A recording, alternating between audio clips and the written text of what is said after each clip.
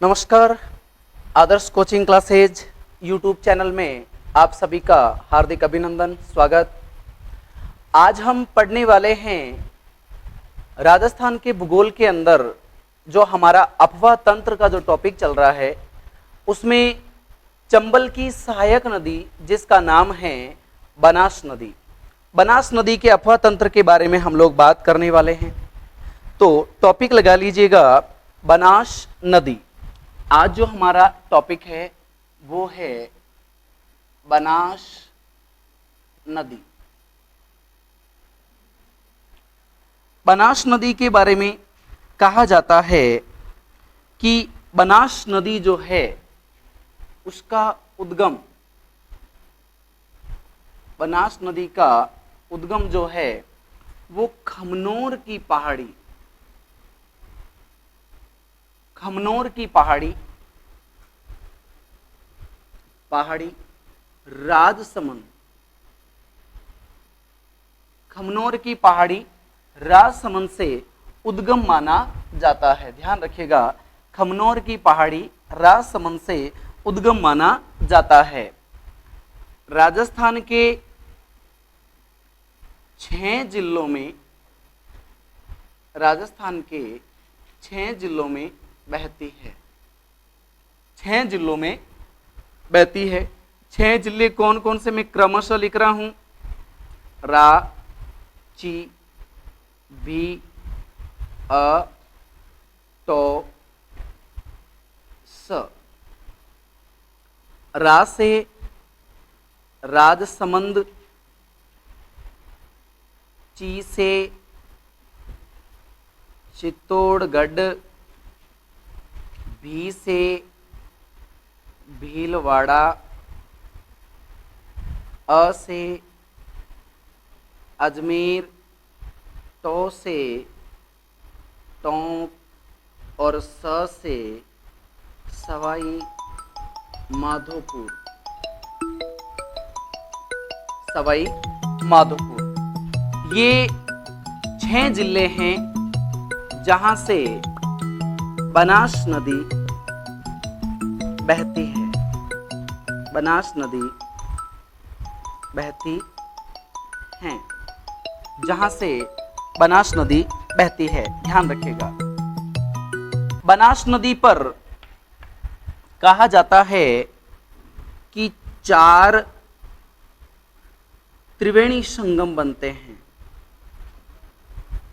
4 त्रिवेणी संगम बनते हैं। 4 त्रिवेणी संगम बनते हैं, इसके बारे में हम लोग बात करते हैं। उद्गम खमनोर पहाड़ी राजसमंद से 6 जिलों में बहती हैं। राजसमंद, चित्तौड़गढ़, भीलवाड़ा, अजमेर, टोंक, सवाई माधोपुर और 4 त्रिवेणी संगम का निर्माण करती है।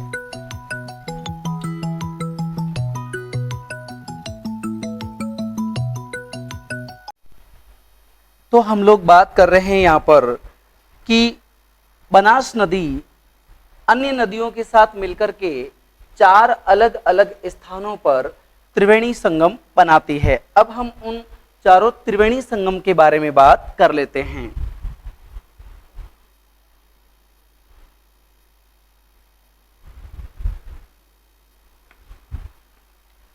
सबसे पहले हम बात करें तो बनास नदी,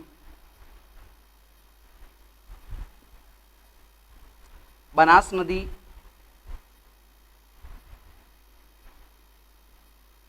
चंबल नदी और शीप नदी, इन तीनों नदियों का जो त्रिवेणी संगम बनता है रामेश्वरम धाम सवाई माधोपुर में बनता है, माधोपुर में बनता है। रामेश्वरम धाम सवाई माधोपुर के अंदर बनता है, पहला। दूसरे की हम बात करें बनास नदी। ध्यान रखिएगा, इन सभी नदियों के अंदर बनास नदी जो है वो एक कॉमन नदी के रूप में सबके साथ है, इस बात को आप ध्यान रखिएगा। बनास नदी प्लस बांडी नदी प्लस मानसी भी लिखा जाता है इसको, मानसी नदी, ये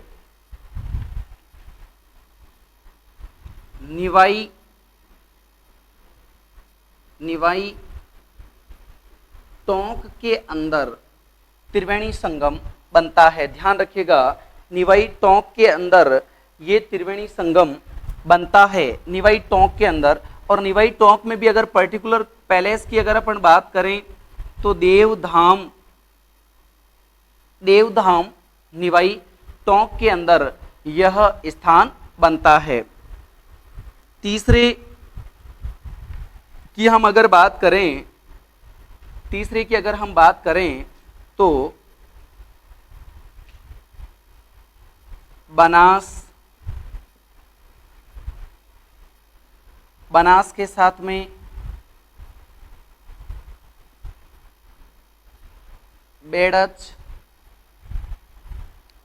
बनास बेड़च और मेनाल नदी। ध्यान रखिएगा, बनास बेड़च और मेनाल नदी, ये त्रिवेणी संगम बनता है बिगोद के अंदर। बिगोद पड़ता है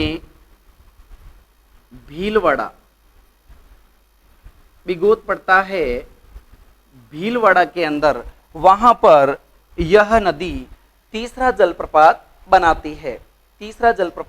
बनाती है।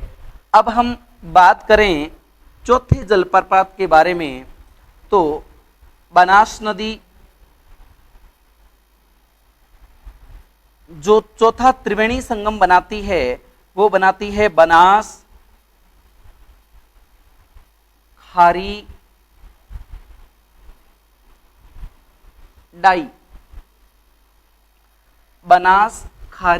डाई, ये वाला बनता है बीसलपुर राजमहल टोंक के अंदर। बीसलपुर राजमहल टोंक के अंदर ये वाला बनता है। ध्यान रखिएगा, 4 त्रिवेणी संगम के बारे में हम बात कर रहे हैं। 4 त्रिवेणी संगम, इन सबको याद करने के बढ़िया ट्रिक है। ध्यान रखिएगा, इन सबको याद करने के बढ़िया ट्रिक है। जैसे इसको अगर याद करना है तो हम इसे ऐसे याद करेंगे, ब च सी, बनास चंबल सीप रामेश्वरम धाम के अंदर। इसको याद करेंगे ब बा मा, इसको ब बा मा के रूप में याद करेंगे, ब बा मा निवाई टोंक, देवधाम निवाई टोंक। इसको हम याद करेंगे ब बे में, बनास बेड़च मेनाल, ये बिगोद के अंदर भीलवाड़ा में। ध्यान रखिएगा, और इस चौथे त्रिवेणी संगम को हम याद करेंगे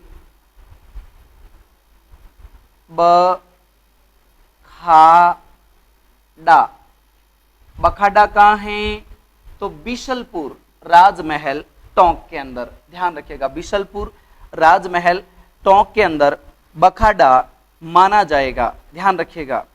अब हम अगर इसको दिशा दें कि पश्चिम से पूरब की ओर इसका सही क्रम क्या रहेगा, त्रिवेणी जो संगम बन रहे हैं इनका सही क्रम क्या रहेगा, तो ध्यान रखने वाली बात है, जो सबसे पहला त्रिवेणी संगम बनता है ये बनेगा पहला त्रिवेणी संगम।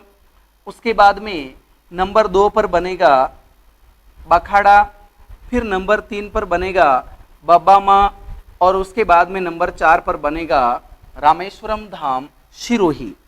अब इसको हम क्रम से देख लेते हैं कि वास्तव में ये कैसे बनते हैं।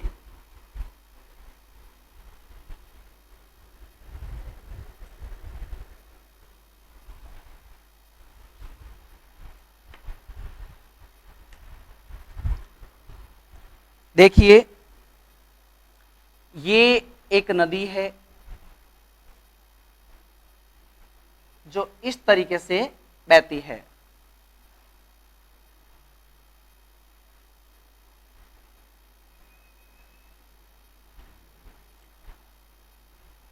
बनास नदी है,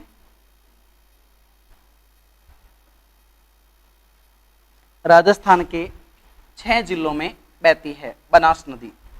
ध्यान रखिएगा, बनास नदी का उद्गम होता है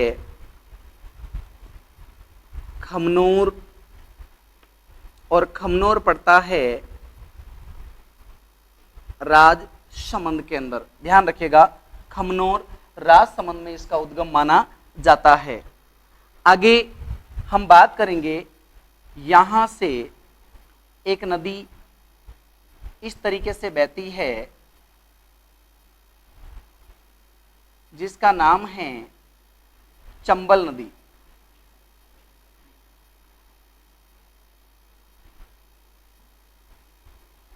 चंबल नदी है, और ये स्थान है रामेश्वरम धाम सवाई माधोपुर। रामेश्वरम धाम सवाई माधोपुर, ध्यान रखिएगा, रामेश्वरम धाम सवाई माधोपुर, इसके अंदर जाकर के बनास नदी अपना पानी चंबल नदी के अंदर उड़ेल देती है। ध्यान रखिएगा, चंबल नदी अपना पानी उड़ेल देती है। अब हम यहाँ पर बात करते हैं कि जो दूसरी नदी है वो कौन सी है।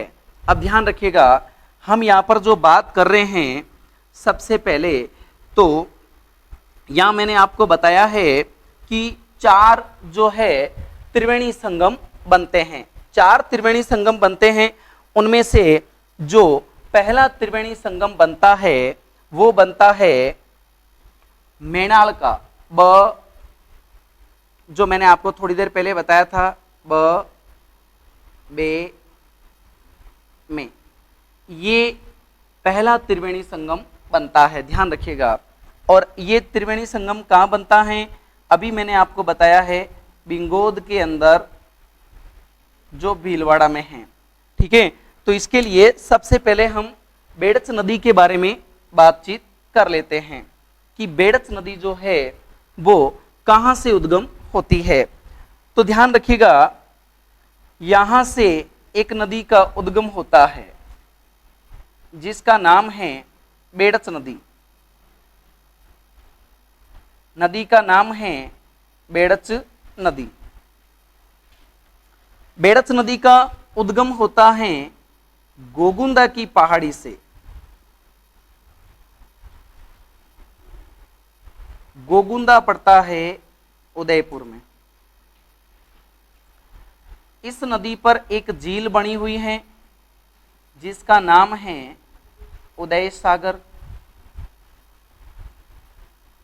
झील का नाम है उदय सागर।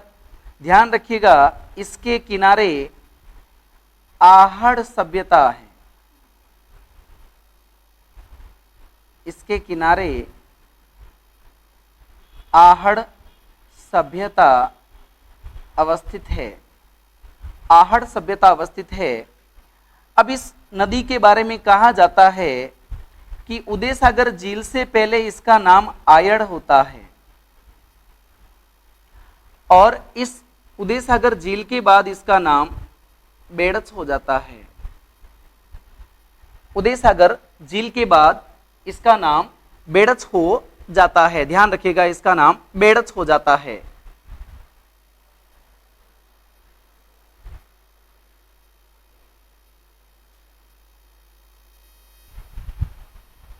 तो यहां हम बात कर रहे हैं बेड़च नदी जो है उसके बारे में।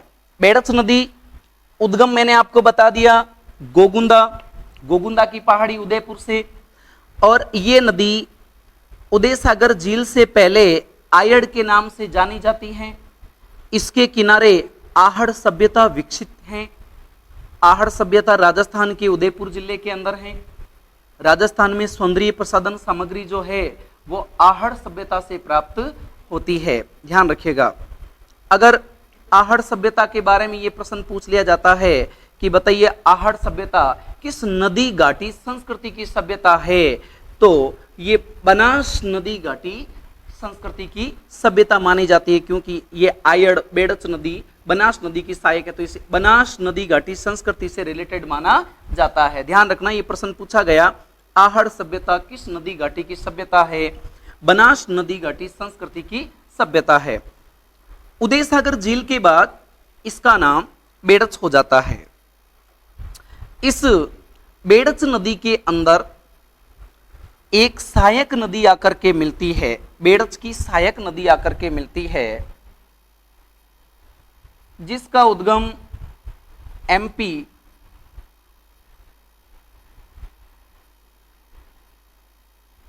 एमपी के जावद से माना जाता है। जावद की पहाड़ियां या जावरा की पहाड़ियां से माना जाता है। ध्यान रखिएगा, नदी का नाम है गंभीरी, गंभीरी नदी, नदी का नाम है गंभीरी नदी। ध्यान रखिएगा, गंभीरी नदी उद्गम जावद एमपी से माना गया है। जावरा की पहाड़ियां या जावद एमपी से माना गया है। अब प्रश्न बनता है कि राजस्थान में इसका प्रवेश कहां से होता है। चित्तौड़गढ़ जिले के अंदर राजस्थान में प्रवेश होता है निम्बाहेड़ा, निम्बाहेड़ा जो चित्तौड़गढ़ में पड़ता है। निम्बाहेड़ा चित्तौड़गढ़, वहां से इस गंभीरी नदी का राजस्थान में प्रवेश होता है। अब ध्यान रखिएगा, इस बेड़च नदी और गंभीरी नदी के संगम पर एक बांध बना हुआ है, एक बांध बना हुआ है। इस बांध का नाम है चित्तौड़गढ़ बांध। ध्यान रखिएगा, चित्तौड़गढ़ बांध। चित्तौड़गढ़ का किला बना हुआ है, बांध नहीं है, सॉरी, किला बना हुआ है। चित्तौड़गढ़ का किला गढ़ बना हुआ है, जिसके बारे में कहा जाता है गढ़ों में गढ़ चित्तौड़ बाकी सब गढ़ैया, यानी गढ़ों का सिरमोड़ है चित्तौड़गढ़। वो चित्तौड़गढ़, ध्यान रखिएगा, बेड़च और गंभीरी नदी के संगम पर, इनके संगम पर बनाया गया है।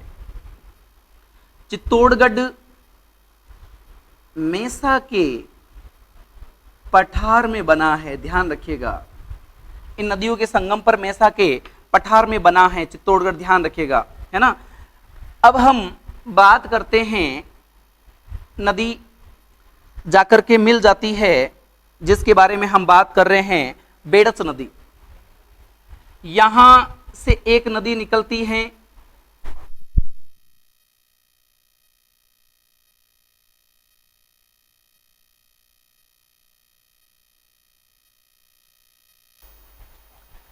तो हम बात कर रहे हैं कि मांडलगढ़ जो कि भीलवाड़ा में है, से एक नदी का उद्गम होता है। नदी का उद्गम होता है मांडलगढ़ से, जो भीलवाड़ा में है, भीलवाड़ा। इस नदी का नाम है मेणाल, और ये नदी बिंगोद नामक स्थान पर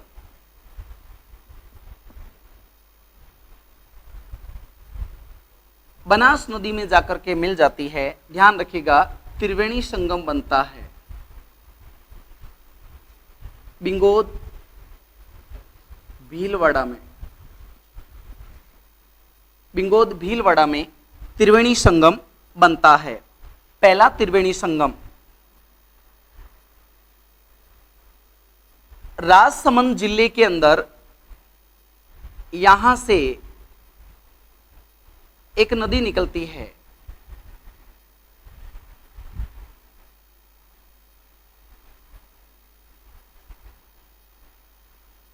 दिवेर की पहाड़ियों से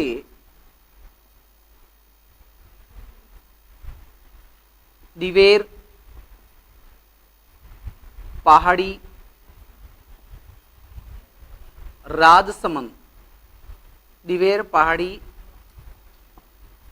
राजसमंद से नदी निकलती है जिसका नाम है कोठारी नदी। कोठारी नदी याद रखिएगा, कोठारी नदी निकलती है। इस कोठारी नदी के बारे में कहा जाता है कि इस नदी के किनारे एक सभ्यता है। कोठारी नदी के किनारे सभ्यता है, उस सभ्यता का नाम है बागोर सभ्यता।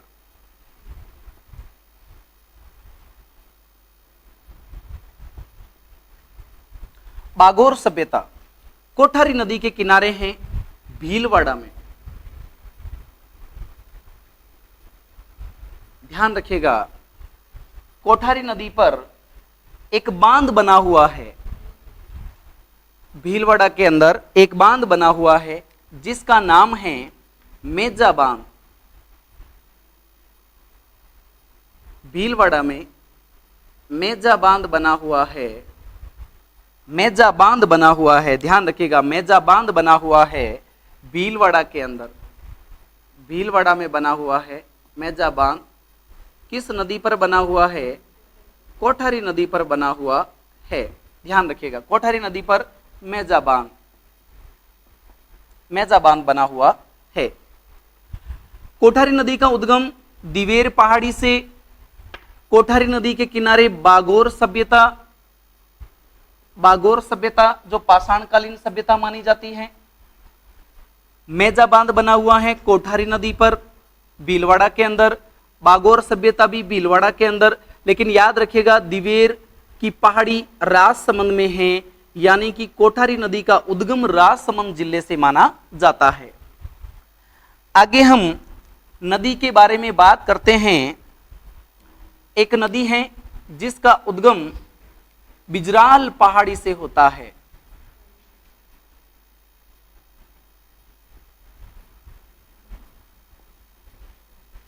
बिजराल पहाड़ी, यह भी राजसमंद में है। यहां से एक नदी का उद्गम होता है, बिजराल पहाड़ी से।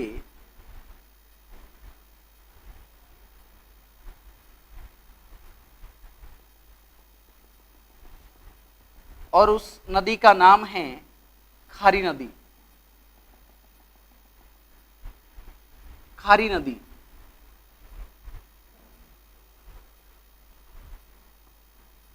बिजराल पहाड़ी, राजसमंद, खारी नदी का उद्गम होता है। ध्यान रखिएगा, खारी नदी का उद्गम होता है। और एक नदी जो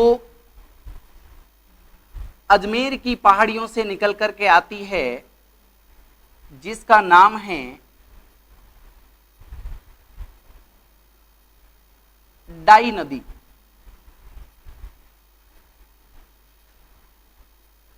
इस नदी का नाम है डाई नदी। ये दूसरा त्रिवेणी संगम इसके ऊपर बन जाता है। ध्यान रखिएगा, इसका नाम है, जिसके बारे में हम बात कर रहे हैं, ध्यान रखिएगा, एक नदी हो गई है खारी नदी, एक नदी हो गई है डाई नदी, डाई नदी। और ये जो आकर के मिलती है राज महल टोंक के अंदर, राजमहल टोंक के अंदर आकर के मिलती है। ध्यान रखिएगा, राजमहल टोंक, जहां बीसलपुर बांध बना हुआ है, इनके आगे।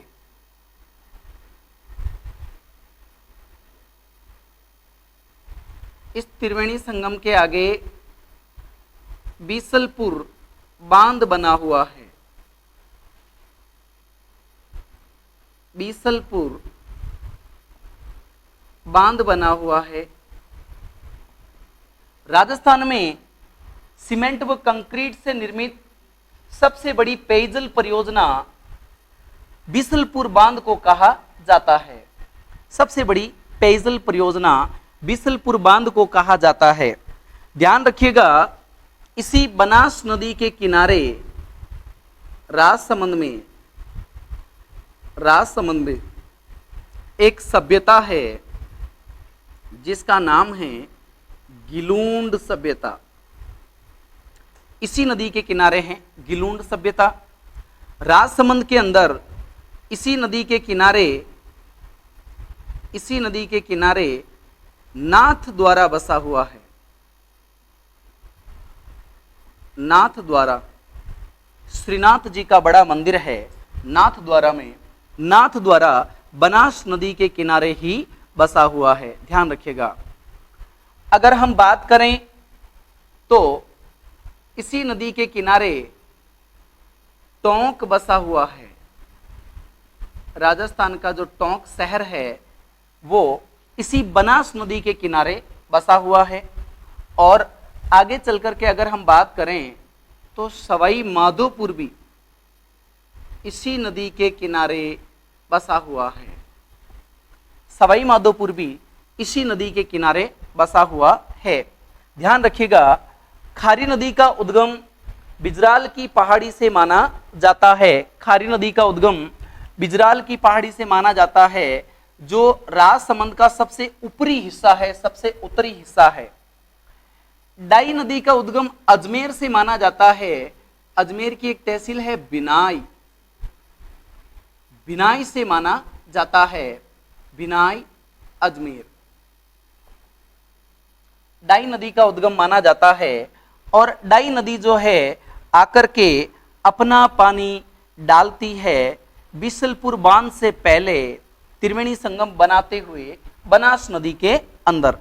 तो ये तो हमने बात कर ली कि इस नदी के ऊपर अब देखिए कितने त्रिवेणी संगम बन गए हैं। बनास नदी पर हमने 4 त्रिवेणी संगम के बारे में बात करी। ये पहला त्रिवेणी संगम हो गया, ये दूसरा त्रिवेणी संगम है, ध्यान रखिएगा। और अब हम बात करते हैं कि तीसरा त्रिवेणी संगम जो बनेगा वो कहां पर बनेगा। ध्यान रखिएगा, जो देवधाम के अंदर बनता है, जिसका नाम है देवधाम के अंदर बनता है, निवाई टोंक के अंदर। यहां थोड़ी जगह कम है, मैं इसको एक बार साफ कर देता हूं, फिर इस नदी पर बना देता हूं। आप लोग इसका एक स्क्रीनशॉट ले लीजिएगा। एक बार मैं वापस आपको क्लियर करवा देता हूं। खमनोर की पहाड़ी से बनास नदी का उद्गम, दिवेर की पहाड़ी से याद रखिएगा कोठारी नदी का उद्गम, बिजराल की पहाड़ी से खारी नदी का उद्गम, बेड़च नदी का उद्गम गोगुंदा की पहाड़ी से आयड़ के नाम से भी जानते हैं, उदय सागर झील के बाद में इसे बेड़च के नाम से जानते हैं। एमपी के जावद से नदी आ रही है गंभीरी, जो राजस्थान में प्रवेश करती है चित्तौड़गढ़ के नींबाहेड़ा से, याद रखिएगा। और अगर मैं बात करूं कि ये बेड़च नदी की लंबाई कितनी है, तो ध्यान रखिएगा 157 किलोमीटर। बनास की सबसे लंबी सहायक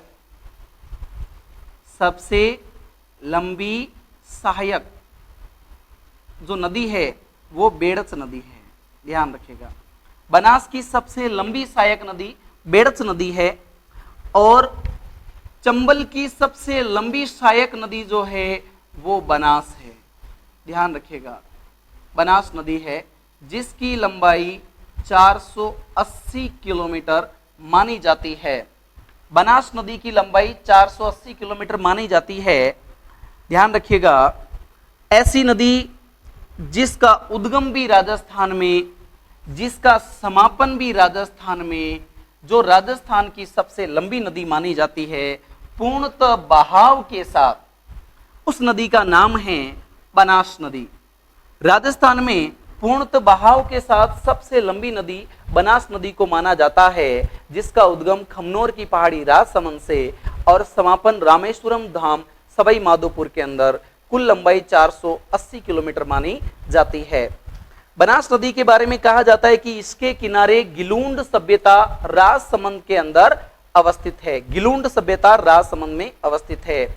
इसी बनास नदी के किनारे नाथ द्वारा बसा हुआ है, जहां पर श्रीनाथ जी का भव्य मंदिर बना हुआ है। इसी बनास नदी पर राजसमंद झील बनी हुई है। ध्यान रखिएगा, इसी बनास नदी पर राजसमंद झील बनी हुई है। राजसमंद झील, ध्यान रखिएगा, बनास नदी पर राजसमंद झील बनी हुई है। राजसमंद झील बनी हुई है राजसमंद जिले के अंदर, राजसमंद जिले के अंदर बनी हुई है। ध्यान रखिएगा, राजसमंद जिले के अंदर राजसमंद झील बनी हुई है। इसी नदी के किनारे गिलूंड सभ्यता नाथ द्वारा हो गया।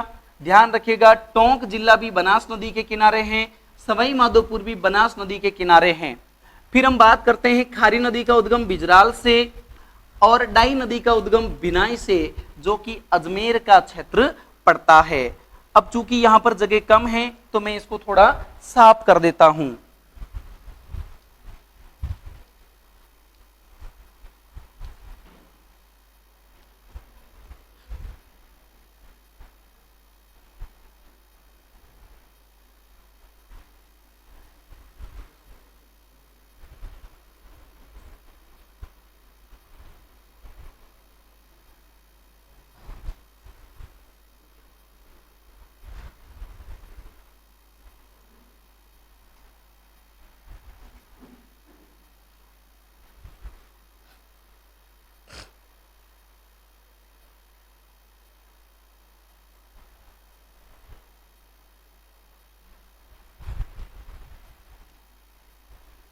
अब हम बात करते हैं, पहला ये हो गया, दूसरा यहां हो गया।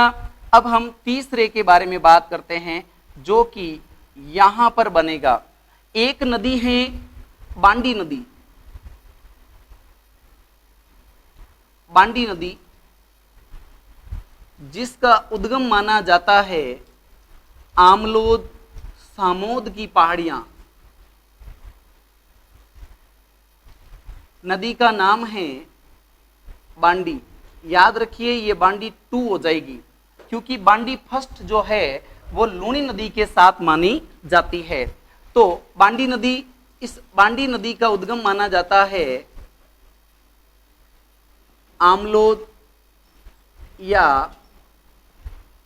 सामोद पहाड़ी, सामोद पहाड़ी जयपुर।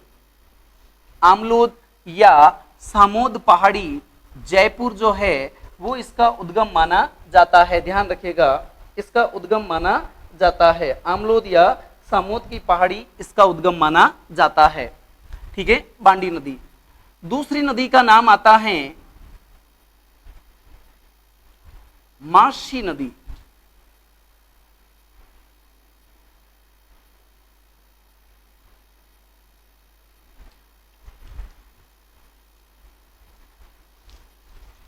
माशी नदी जिसका उद्गम माना जाता है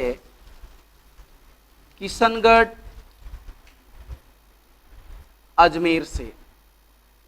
किशनगढ़ अजमेर की पहाड़ियों से माना जाता है। ध्यान रखिएगा, माशी नदी। और यहां हम बात कर रहे हैं बांडी नदी। ये त्रिवेणी संगम, बनास नदी पर तीसरा त्रिवेणी संगम है, जो बनता है देवधाम, देवधाम निवाई, निवाई टोंक में। देवधाम निवाई टोंक के अंदर बनास नदी पर तीसरा त्रिवेणी संगम बनता है। ध्यान रखिएगा, दूसरा ये हो गया, पहला ये हो गया। जो पहला है उसके बारे में मैंने आपको बताया है ब बे में। बनास बेड़च मेणाल।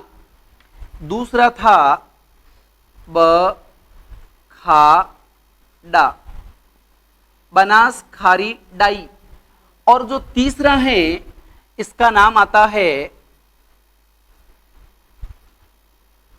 ब बा मा, बनास बांडी मानसी। ये तीसरा। अब हम बात करते हैं कि चौथा जो है वो त्रिवेणी संगम कहां पर बनता है। तो ध्यान रखिएगा, चौथा त्रिवेणी संगम यहां बनता है। चौथा त्रिवेणी संगम यहां पर बनता है रामेश्वरम के अंदर। बनास नदी तो अंदर मिलती है, यहां से एक सीप नदी आती है, सीप नदी। तो ये चौथा त्रिवेणी संगम बन जाता है ब च सी, बनास चंबल सीप। ध्यान रखिएगा, बनास चंबल सीप ये चौथा त्रिवेणी संगम बन जाता है बनास नदी का। तो बनास नदी राजस्थान के अंदर 4 त्रिवेणी संगम बनाती है। पहला त्रिवेणी संगम बनास बेड़च मेणाल जो बनता है बिगोद के अंदर, मैंने आपको पहले ही बता दिया। दूसरा बनता है बनास खारी डाई जो बनता है बीसलपुर के अंदर, बीसलपुर राजमहल टोंक वहां बनता है। तीसरा बनता है बनास बांडी मानसी जो बनता है देवधाम निवाई टोंक के अंदर। और चौथा जो बनता है ब-च-सी, बनास चंबल सीप जो बनता है रामेश्वरम धाम सवाई माधोपुर। इसे मीणाओं का कुंभ के नाम से भी जाना जाता है। ध्यान रखिएगा, मीणाओं का कुंभ भी इसी को कहा जाता है। तो इस प्रकार से ये जो बनास नदी है पूर्णतः बहाव के साथ राजस्थान की सबसे लंबी नदी है। 480 किलोमीटर के साथ सबसे लंबी नदी। बनास नदी को वन की आशा कहते हैं, वन की आशा कहते हैं। एक इसका नाम आता है वर्णाशा, वर्णाशा भी कहते हैं। इसी नदी को वशिष्ठी नदी भी कहते हैं। एक नाम बनास, दूसरा वन की आशा, तीसरा वर्णाशा और चौथा नाम बनास नदी का वशिष्ठी के नाम से भी इसको जाना जाता है। ध्यान रखिएगा, वशिष्ठी के नाम से भी बनास नदी को जाना जाता है। याद रखिए, चंबल की सबसे लंबी सहायक नदी बनास है। बनास की सबसे लंबी जो सहायक नदी है वो बेड़च है। बनास की सबसे लंबी सहायक नदी बेड़च है ना। अब यहाँ पर जो हम बात कर रहे हैं, जैसा कि मैंने आपको बताया है, अलग अलग प्रकार की सभ्यताएं जो है इन नदियों के किनारे बसी हुई है। ध्यान रखिएगा, तो इन पर भी कई बार प्रश्न पूछ लिया जाता है। तो ये थी हमारी एक नदी का अपवाह तंत्र जिसका नाम है बनास नदी। बनास नदी पर जितने भी बढ़िया प्रश्न बनते हैं उन सभी के बारे में हमने बिल्कुल साफ शब्दों में बातचीत की है। बहुत ही अच्छे अच्छे प्रश्न बनते हैं और बनास नदी को मुख्यतया चंबल की सबसे लंबी सहायक के रूप में और पूर्णतः बहाव के साथ सबसे लंबी नदी के रूप में भी जाना जाता है। इसके बारे में यह भी प्रश्न बनता है कि बनास जो है ऐसी नदी है जो कहने का मतलब राजस्थान की 12मासी नदियों के अंदर शामिल है। बनास नदी के बारे में कहा जाता है कि ये 12मासी नदियों में शामिल है। उसका कारण क्या है? कारण यह है कि ये जो नदी है ये कम वर्षा से अधिक वर्षा वाले क्षेत्र की ओर बहती है। कम वर्षा से अधिक वर्षा वाले क्षेत्र की ओर बहती है, इसलिए इस नदी के अंदर निरंतर पानी बहता रहता है, साल भर पानी बहता रहता है। इस नदी के बारे में यह भी कहा जाता है कि ऐसी नदी जिसका उद्गम भी राजस्थान में और समापन भी राजस्थान में और राजस्थान की पूर्णतः बहाव के साथ सबसे लंबी नदी है तो वो है बनास नदी। तो हमने बनास नदी के बारे में बात की है और बनास नदी की जो सहायक नदियां हैं उनके बारे में हमने बात की है कि कौन कौन सी नदियां बनास नदी की सहायक नदियां हैं। बहुत बहुत धन्यवाद, नमस्कार। इस प्रश्न में तो